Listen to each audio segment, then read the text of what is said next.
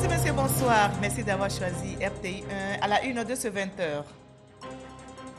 Le PAMOFOR, projet d'appui à la mise en œuvre de la politique foncière rurale, avance bien selon la Banque mondiale, financé à hauteur d'environ 30 millions de francs CFA par l'institution financière internationale.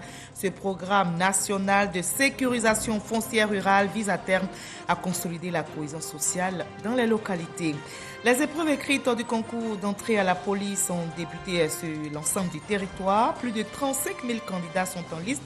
Ils seront évalués pendant 2 jours. Le ministre de l'Intérieur et de la Sécurité, Fagondo Diomandé, a visité quelques centres de composition à Abidjan pour s'assurer du bon déroulement des épreuves. Le garde des Sceaux, ministre de la Justice et des Droits de l'Homme, Sansan Kambilé, s'attelle à assurer un service de qualité dans son département. À son initiative, plus de 200 commissaires de justice ont été formés pour servir en qualité de greffier ad hoc. La formation s'est déroulée à l'Institut national de formation judiciaire à Yamoussoukro. Madrid et Rabat normalisent leurs relations sur le dossier du Sahara occidental. Cette décision de l'Espagne a suscité une réaction ferme de l'Algérie qui a rappelé hier son ambassadeur à Madrid. Sans délai, l'Espagne avait jusqu'ici prôné la neutralité entre Rabat et les indépendantistes sahraouis du Front Polisario. Soyez les bienvenus sur RTI 1.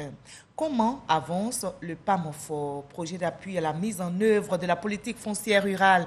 Une mission de la Banque mondiale vient justement de dévoiler à la primature ses conclusions sur l'état du projet. Le PAMOFOR se déroule bien et selon la Banque mondiale qui le finance à hauteur d'environ 30 millions de francs CFA, le projet vise à terme à consolider la cohésion sociale en favorisant des droits fonciers plus sécurisés, nous dit Dangui Dangui.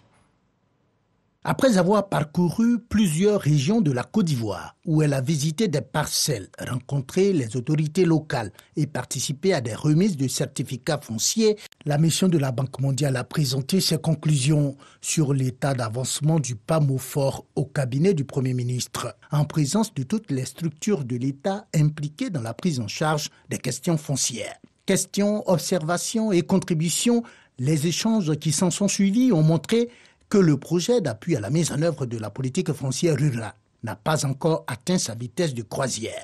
Mais la Banque mondiale est optimiste. Il y a beaucoup de motifs de satisfaction en ce qui concerne ce projet, vu sa complexité, vu surtout l'agenda qu'il essaie d'appuyer auprès du gouvernement, qui est l'agenda foncier ici en Côte d'Ivoire. Nous avons vu tout de suite au cours de la présentation que les fondamentaux sont sur place. Et je pense que ça c'est extrêmement important dans un domaine aussi complexe que celui du foncier. La production de documents fonciers est inférieure aux prévisions, à environ 18 mois de la fin du projet. Par exemple, 9 206 certificats fonciers ont été édités pour un objectif de 16 023, soit un taux de réalisation de 57%.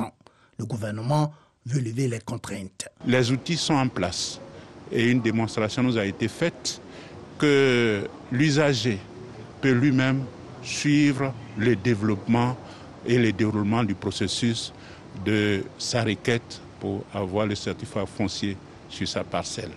Et c'est un élément de gouvernance important, de traçabilité et d'efficacité de notre administration qu'il faut approfondir et accélérer.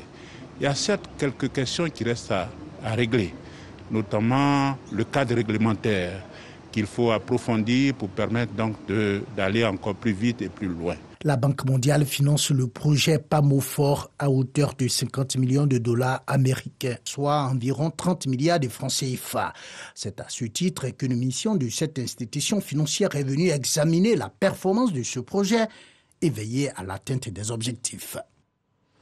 La condition de la femme est discutée à l'ONU aux États-Unis et la Côte d'Ivoire prend part à cette 66e session de la Commission de la condition de la femme. La ministre Nassene Batouré et ses collègues de l'Union africaine chargés des questions du genre et de la condition féminine ont tenu une réunion consultative en marge de cette session et ces ministres de l'UA défendent une seule position, que la voix de la femme victime du réchauffement climatique soit audible. Envoyé spécial à New York, Ami Sissoko. Mettre les femmes au cœur du plaidoyer sur le changement climatique. C'est l'objectif de cette rencontre tenue en marge de la CSW66 à New York. Elle réunit les ministres en charge des questions du genre et de la condition féminine de l'Union africaine, ambassadeurs, experts et membres de la société civile. Évoquée ici, la question du leadership des femmes dans l'atténuation de l'impact du réchauffement climatique et la construction d'un climat de paix. Une initiative du réseau des femmes leaders en Afrique qui vise à consolider la position africaine. Nous avons la chance d'avoir des femmes dans des responsabilités très importantes, à la fois au niveau dans le domaine de l'environnement et aussi au niveau des différentes instances nationales et internationales. Le Maroc, il préside maintenant l'Assemblée générale de l'environnement au niveau des Nations Unies. C'est une grande opportunité qui va nous permettre aussi de fédérer nos efforts pour que la voix des femmes soit audible. Des interventions qui mettent en lumière la nécessité du partage d'expériences, des bonnes pratiques, des solutions innovantes. Souligner ici la mise en place de ponts focaux genre et climat. Surtout, le renforcement des mécanismes nationaux, régionaux et internationaux pour un changement efficient de la condition de la femme. Les femmes sont les plus affectées par le changement climatique, non seulement sur l'aspect de leur santé, de leur participation, mais aussi leur autonomisation économique. Alors comment est-ce que les solutions innovantes qui ont été trouvées et qui sont en train d'être mises en place peuvent se localiser, mais également se vulgariser au niveau du continent africain? Le changement climatique, c'est les femmes aussi qui, par leur habitude quotidienne, détruisent les forêts. Donc nous avons obligation d'impliquer les femmes, d'abord pour les sensibiliser contre la déforestation et puis les sensibiliser aussi contre l'utilisation de tout ce qu'il y a comme foyer amélioré et autres pour réduire l'avancée du désert. S'il y a des résolutions, il faut penser donc à l'application de ces résolutions-là et que ça ne soit pas des résolutions en plus qu'on va ranger dans des tiroirs. Les ministres en charge du genre et de la femme des États membres de la CEDEAO ont ensuite fait le point des progrès réalisés dans le contexte du changement climatique. La présidente du CNDH et la conseillère du CESEC représentaient la ministre Nassineba Touré à cette rencontre. Ici en Côte d'Ivoire, les épreuves écrites du concours d'entrée à la police ont débuté sur l'ensemble du territoire. Plus de 35 000 candidats sont en liste. Ils seront évalués pendant 2 jours. Le ministre de l'Intérieur et de la Sécurité, Vagondo Diomandé, a visité quelques centres de composition ici à Abidjan pour s'assurer du bon déroulement des épreuves, nous rapporte Abou Sanogo. Le lycée classique d'Abidjan dans la commune de Cocody et le collège moderne de l'autoroute dans la commune de Trècheville sont les 2 centres de composition visités par le ministre de l'Intérieur et de la Sécurité, Vagondo Diomandé.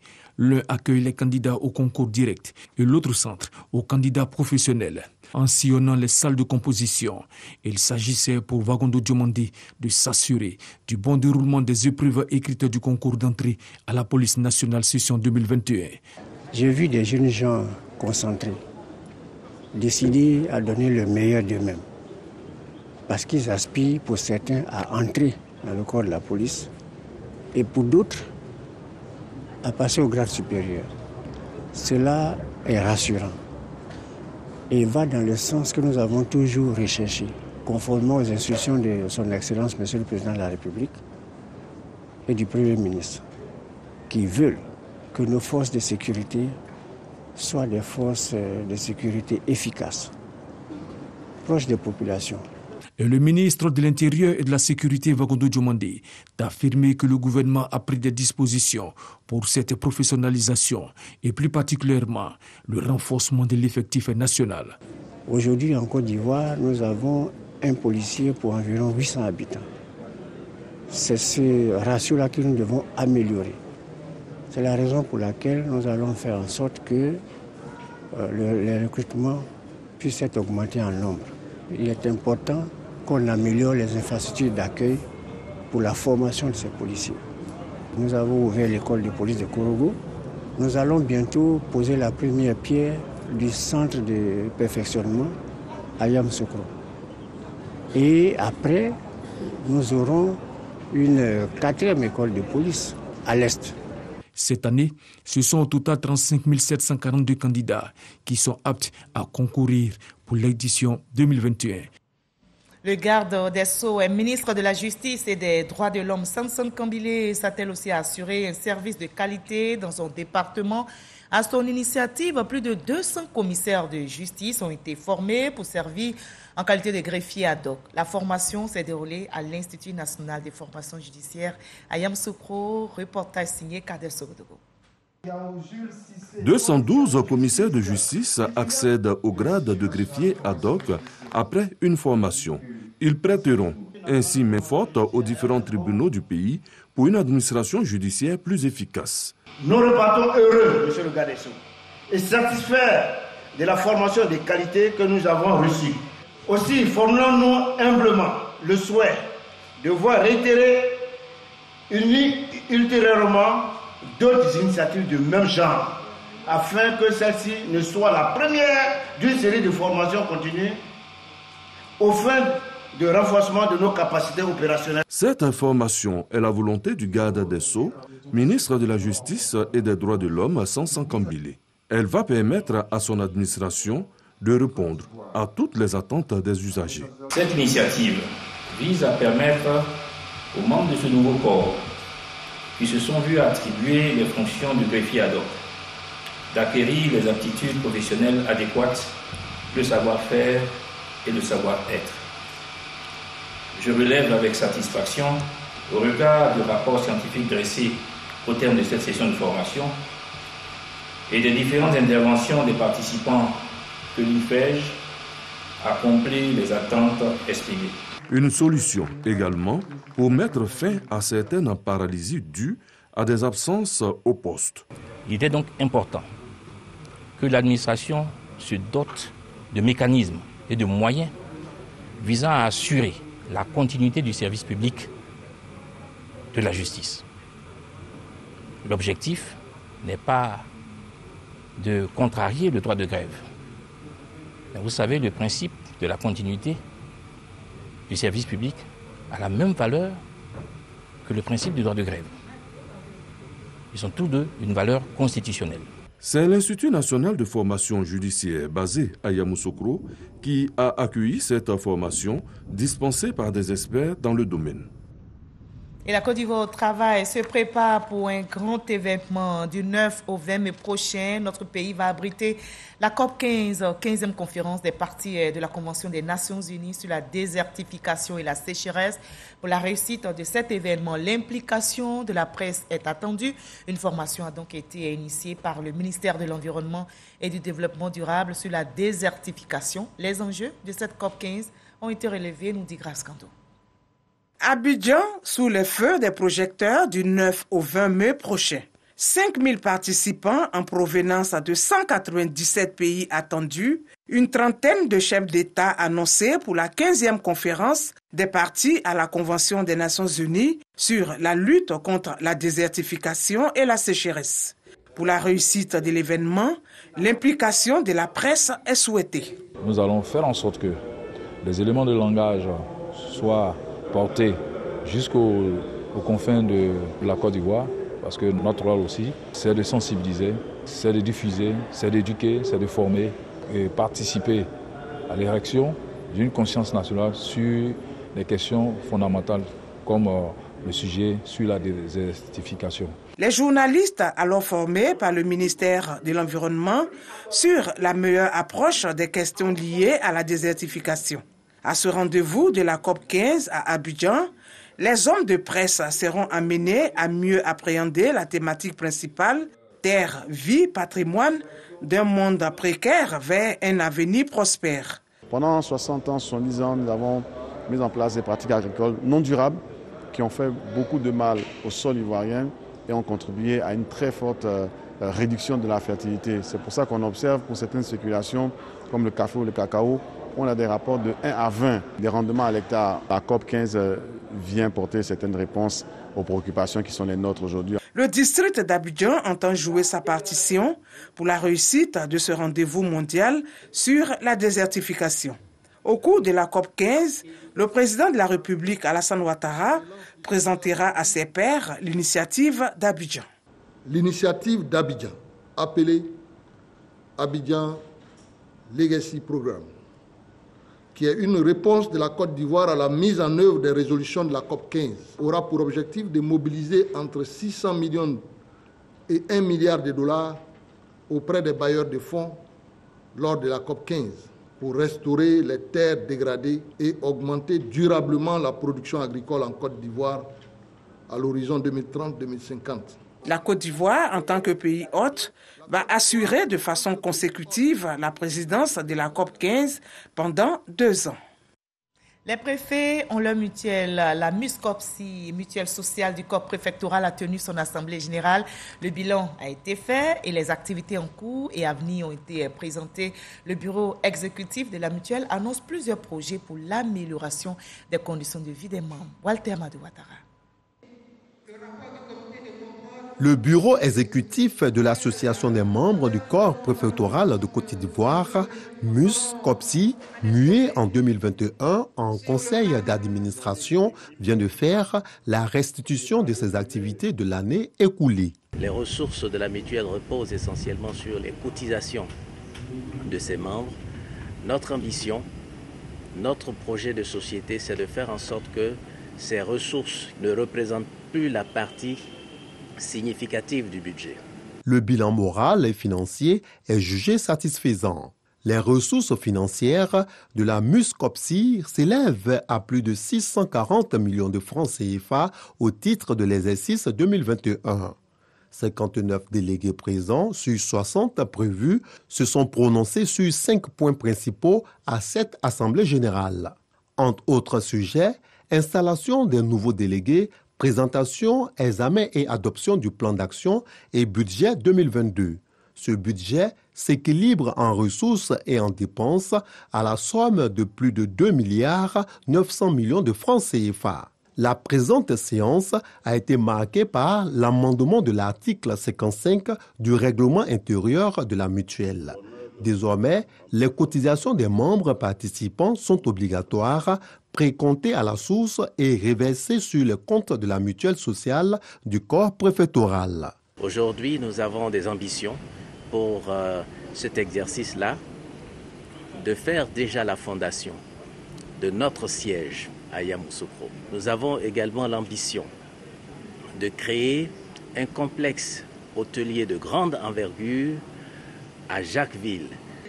Innocent Kofi, directeur des ressources humaines, représentant le directeur général de l'administration des territoires DGAT, président de la cérémonie, a félicité l'ensemble des délégués pour la qualité de leur contribution. Il a encouragé les organes de la gestion de la MUSCOPSI à poursuivre leurs actions pour le bien-être des membres du corps préfectoral. Tout à l'heure, à 13h, au magasin du dimanche, Hamza Diaby a reçu M. Moussa Mamadou, secrétaire exécutif de l'Observatoire de la qualité des services financiers. Ils ont évoqué les droits du consommateur, le rôle de l'Observatoire. Voyons un extrait de leurs échanges pour nous faire tous une idée. L'Observatoire de la qualité des services financiers de Côte d'Ivoire, en abrégé au QSFCI, a été créé le 21 décembre 2016. C'est une entité qui est rattachée au ministère de l'économie et des finances. Et son avènement fait écho à une série de normes internationales et de meilleures pratiques en matière de réglementation financière, mais également en matière de protection du consommateur. Alors c'est le fruit d'un partenariat entre le gouvernement ivoirien et le groupe de la Banque mondiale. Il a plusieurs missions, dont 3 sont essentielles. La première, donc, c'est de contribuer à l'amélioration de l'offre de services financiers de détail. La seconde, c'est celle-là sur laquelle l'Observatoire est attendu la plus emblématique, c'est la protection du consommateur de services financiers. Et enfin, la troisième mission, c'est de contribuer à la vulgarisation de la culture financière, ce qu'on appelle communément l'éducation financière. La première priorité, c'est celle-là qui consiste donc à amplifier la communication, à l'effet donc de rendre l'Observatoire davantage visible et audible. Seconde priorité, c'est de renforcer l'efficacité de notre dispositif de protection des consommateurs, la médiation financière. Par exemple, en réduisant le délai moyen de traitement de plaintes. Troisième objectif. Troisième et quatrième, rapidement. Troisième objectif, c'est celui de la mobilisation des financements additionnels, en plus de la contribution somme toute essentielle du gouvernement ivoirien. Et enfin, l'autre qui est très importante, elle porte sur notre capacité à évaluer périodiquement la mise en œuvre par les acteurs de l'offre, de politique, mais également de méthodes, de procédures qui confèrent donc à leur offre de services des standards de qualité escomptés.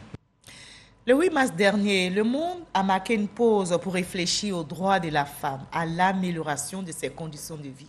Ici en Côte d'Ivoire, à l'instar de plusieurs villes, la journée internationale des droits de la femme a été célébrée à Korogo. Les femmes du Poro ont rendu hommage au président de la République, Alassane Ouattara, pour toutes ses actions en faveur de la promotion du genre. Si Kwasi, Didier Nguessan pour le reportage. La journée internationale des droits de la femme célébrée à Korogo. Au cœur de cette célébration, le thème national, égalité entre hommes et femmes pour un avenir durable. Devant les hommes, les femmes ont fait montre de savoir-faire et de savoir-être. Elles ont défilé à travers les athées de la cité du Poro et se sont relayées au pupitre pour revendiquer leurs droits. Une journée chargée de leçons, de cohésion et de brassage entre communautés d'ici et d'ailleurs. Les femmes dans leur ensemble ont saisi l'occasion pour rendre hommage au président de la République pour les avancées notables enregistrées sur le chemin de l'émancipation de la femme et fait des plaidoyers. Le gouvernement de Côte d'Ivoire appuie énormément les femmes dans tous les secteurs d'activité. Et non seulement dans la production, mais dans la formation aussi, en collaboration avec l'université et celles qui sont productrices de produits alimentaires, elles ont un accompagnement pour innover ce qu'elles font. Au nom du ministre de la Communication, des Médias et de la Francophonie, parrain de cette fête, les mamans du Poro ont été sensibilisées à l'union fraternelle pour la défense de leurs intérêts. Votre frère vous encourage. Il me charge de vous dire qu'il est et il sera toujours à vos côtés. Il vous accompagnera toujours dans vos différentes missions. Parce que pour lui, la femme est au cœur du développement. Pour lui, la femme est au cœur de toute action qui fait avancer la région, qui fait avancer le département.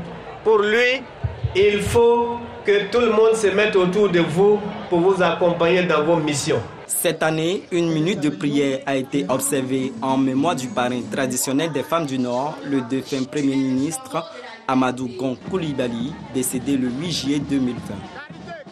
Et je vous convie à présent à cette cérémonie de paix et de cohésion sociale organisée par les jeunes Akans et des zones forestières et qui s'est tenue à Guibérois. C'était une tribune d'échange et de sensibilisation à la paix et à la cohésion sociale animée par le ministre de l'Équipement et de l'Entretien routier, Amédée Kofi Kouakou. Le reportage est signé Rigouré. C'est dans la commune de Guibérois, en présence de Amédée Kouakou et de Miss Belmont Dogo, que les jeunes Akans de la zone forestière font ce mea culpa. Nous, les jeunes, qui n'avons pas voulu que les élections se passent, nous avons fait tomber des bois. On a compris que la Côte d'Ivoire, c'est notre pays. Il faudrait que la Côte d'Ivoire puisse aller de l'avant. On s'est engagé, on a sensibilisé, on a décidé que tout cela soit vraiment une fin totale. On ne veut plus revoir ça en Côte d'Ivoire. Pendant la désobéissance civile, certains d'entre eux s'étaient rendus coupables d'actes anti-républicains. Aujourd'hui, c'est le regret. Nous regrettons parce qu'aujourd'hui, la jeunesse est victime de tout ce qui s'est passé. Un regret exprimé publiquement lors de cette cérémonie de réconciliation à Guibérois. C'est leur président Léon Kwadio Konan qui s'est exprimé en leur nom. On veut développer même le centre des alliances interethniques pour que la paix soit véritablement en Côte d'Ivoire. Cette démarche est encouragée par les autorités. Vous voulez financement, les jeunes, vous avez l'agence emploi jeune. Les femmes, elles savent, elles ont COPEC avec FACSI. En termes d'entrepreneuriat, vous avez tous les outils pour être autonome. Quand il prend la parole, Amédée Kouakou sensibilise ces jeunes et les invite à être des modèles. Ils n'avaient pas bien compris le message qui était passé en 2020, donc ils demandent pardon au président Alassane Ouattara. Et donc ils vont continuer à travailler à ses côtés parce qu'ils voient sa vision qui a d'apporter le développement aux Ivoiriens. Et il est sur la dynamique de ce que le président Houphouët-Boigny a enclenché et ils sont prêts donc à l'accompagner. Je pense que c'est un beau message.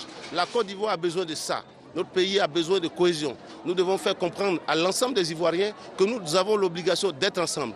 Et quand vous commettez une faute et que vous faites un mea culpa, en tout cas au niveau de la zone forestière, les jeunes ont compris, nous sommes à leur côté, nous allons continuer à travailler pour que la vision du président Alassane Ouattara puisse être assurée. Avant cette rencontre, Amédée Kouakou s'était entretenu avec les chefs de Guibérois.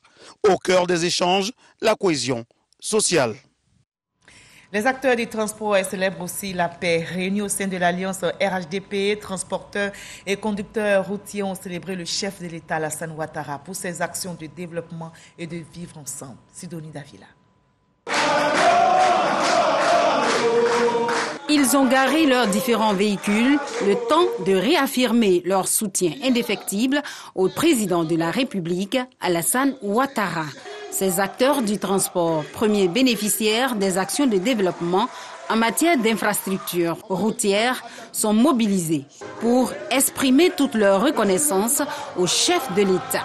Si vous êtes transporteur et que vous arrivez dans la ville de Daloa aujourd'hui, les deux fois sur 20 km avant de rentrer dans la ville de Daloa, avant de rentrer dans la ville de Gagnoa, d'Ivo, à Niakaramadougou, à Katiola, allez-y voir pour savoir que ce pays, il est gouverné. Mais si des gens profitent de ça, c'est bien le transporteur et son chauffeur. À un moment donné, ces opérateurs doivent pouvoir exprimer leur reconnaissance à celui qui fait ce travail-là pour eux. Alassane Ouattara est une personnalité pour nous transporteurs multidimensionnels. Nous sommes là pour dire à Ouattara, merci. Une totale adhésion au RHDP confirmée devant Zana Kone et Sami Meri, tous deux membres du secrétariat exécutif du RHDP. Ça fait 23 ans que je suis transporteur. Sans transporteur, il n'y a pas d'économie. On se forcera d'être votre avocat auprès du gouvernement, auprès du ministre de notre tutelle pour améliorer les conditions de transporteur. Quand je vois écrit merci Ado, ça me touche. Pourquoi? Parce que c'est pas toujours quand on travaille pour quelqu'un, quand on donne sa vie pour quelqu'un, qu'après, cette personne vous regarde, il y en a qui ne vous regardent même pas. Représentant le ministre des Transports, Mamadou Kone, Mohamed Kouyaté, a aussi encouragé cette alliance des transporteurs. Le ministre Amadou Kone me charge de vous dire que vous avez pris la bonne résolution. Vous êtes à la bonne école, vous êtes derrière la bonne personne. Vous avez bien fait aujourd'hui de magnifier les actions de développement du président de la République, parce que ces actions parlent pour lui-même. Alassane Ouattara est une chance pour la Côte d'Ivoire. Pour les échéances à venir, selon leur porte-parole Diaby Brahima, le RHDP peut compter sur les acteurs du transport. Les populations des villages de Yapo et dans l'Agnebi et Tiassa disent aussi merci au président de la République, Alassane Ouattara, pour ses actions de développement. Il s'agit notamment des travaux de bitumage et d'électrification dans la région. La cérémonie a réuni tous les cadres de cette région. Vous aurez le reportage complet de Godefroy Okambawa dans nos prochaines éditions. On part maintenant pour Paris. Bonjour Paris 2022, c'est l'émission humoristique produite par la RTI et qui a drainé du beau monde hier samedi dans la capitale française. Et notez qu'à la maison de la Mutualité, plus de 2000 personnes étaient réunies pour un spectacle à guichet fermé. Les humoristes comme Go Michel, Digbe Cravate, le magnifique Ramatoulaye Agalawal, Papitou et Priscille la Dégameuse et bien d'autres artistes sont gratifiés d'un spectacle à la dimension de leur notoriété et à la grande satisfaction d'un public heureux et souriant. Vous aurez le reportage de notre envoyé spécial dans nos prochains journaux. Le président du Burkina Faso, le lieutenant-colonel Paul-Henri Sandaogo Damiba, a reçu en audience à Montano, secrétaire exécutif du Conseil de l'Entente, et ce dernier est venu soutenir le pays et manifester la solidarité de l'ensemble des membres du Conseil de l'Entente au Burkina Faso. Logoreti Aboussanogo. Le secrétaire exécutif du Conseil de l'Entente Marcel Amontano rencontre le président du Faso, le lieutenant-colonel Paul-Henri Sandaogo Damiba. Objet de la visite, soutenir le Burkina Faso suite aux pertes en vies humaines liées aux attaques terroristes que connaît le pays des hommes intègres depuis quelques années. Marcel Amontano a souligné que c'est un devoir pour l'organisation sous-régionale d'être solidaire au président et au peuple burkinabé. Pour lui, les difficultés que vit le Burkina Faso affectent également l'organisation. La délégation a saisi l'occasion de cet entretien avec le dirigeant du Faso pour encourager les nouvelles autorités dans la mise en œuvre d'actions visant le retour de la paix, la résolution de la crise humanitaire et la promotion de la cohésion sociale. Voilà, je vous propose le reste de l'actualité à l'étranger dans le 7 sur 7. Le tour du monde en 7 jours, c'est avec Abou Sanogo.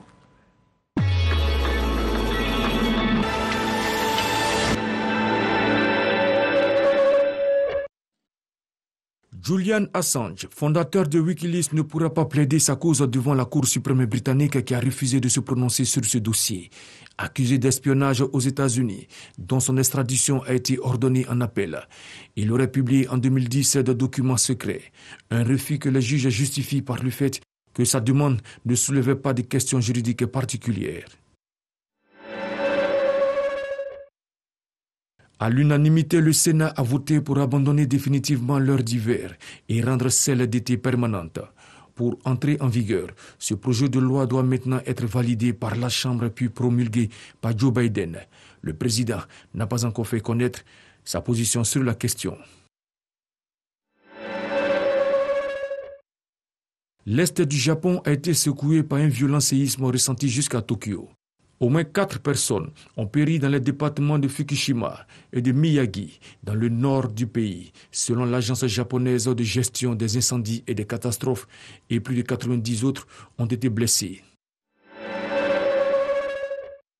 La junte malienne a ordonné la suspension de la diffusion de France 24 et RFI au Mali. La raison, la junte estime que les 2 médias français apportent de fausses allégations d'exactions commises par l'armée. France Média Monde déplore la procédure et proteste vivement contre ces accusations. Une collision entre un car et un camion a fait 23 morts et 37 blessés vendredi dans l'est de la Tanzanie. C'est un des accidents routiers les plus meurtriers des dernières années dans le pays. Selon un bilan communiqué, la présidente de la Tanzanie a appelé les automobilistes à la prudence. Lors de la cérémonie des 60 ans des accords d'Évian en 1962, samedi, Emmanuel Macron a réitéré sa volonté d'apaisement autour de la guerre d'Algérie, tout en rappelant ses gestes mémorials durant son mandat. Il a affirmé sa certitude que les gestes mémorials allaient être poursuivis dans les prochaines années. Un échange de communiqués entre Rabat et Madrid la veille avait avalisé le réchauffement en cours entre les deux capitales et le changement radical de ton à Madrid sur la question du Sahara occidental. Le chef de la diplomatie espagnole a déclaré que le plan d'autonomie du Maroc est la base la plus sérieuse, réaliste et crédible pour la résolution de ces différends, pour le moins historiques. Aux yeux de Madrid, ce positionnement marque une nouvelle étape dans les relations avec Rabat. En soutenant ouvertement le plan d'autonomie des autorités marocaines sur le Sahara occidental, l'Espagne cherche à sortir d'une crise qui commençait à l'affecter sérieusement.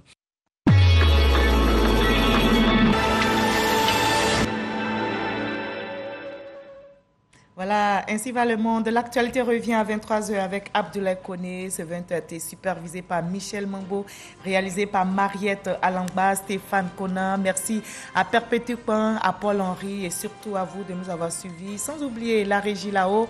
Demain 20h, vous avez rendez-vous avec Fatou Fofana. Très belle soirée. Continuons de promouvoir la paix et surtout prenez soin de vous.